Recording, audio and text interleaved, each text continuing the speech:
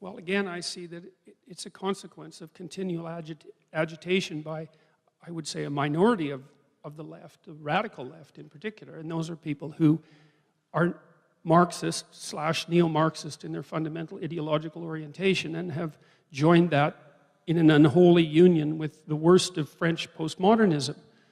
And they push it forward ideological certainty. And the thing that's really distressing about that is that if you know anything about the history of oppressed people, let's say, much as I hate to engage in that particular form of dialogue under the current conditions, it's pretty obvious that its freedom of speech is a freedom that's particularly important for people who don't have anything else.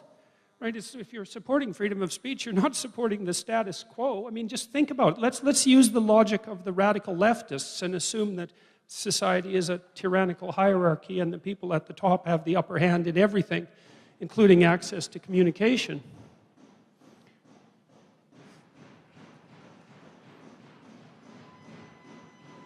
These people are not your friends. Ooh.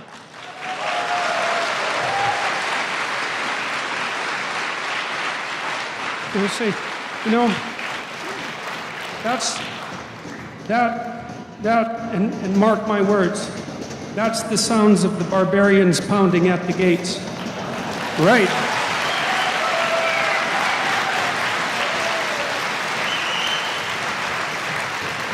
Yeah, that's, I'll tell you again too, that use of inchoate, what would you call it? Inchoate sensation is the best formulation of their argument. And there's not much difference between knocking on the doors and knocking on you. So keep that in mind.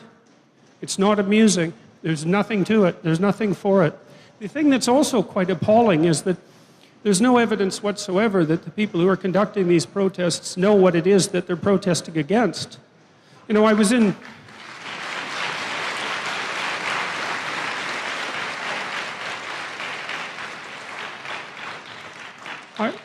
I was in the midst of a discussion attempting to make the case that it's freedom of speech that is what people who have nothing still have, right?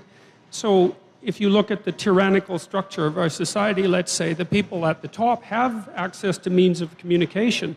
Everyone knows that.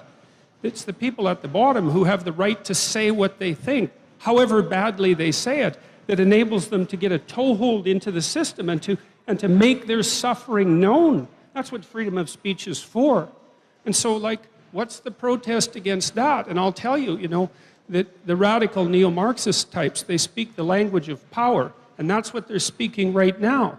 And if you want to live in a world where everyone speaks the language of power, then just let them do what they're doing and see what happens. I wouldn't recommend it. It's not a pretty road.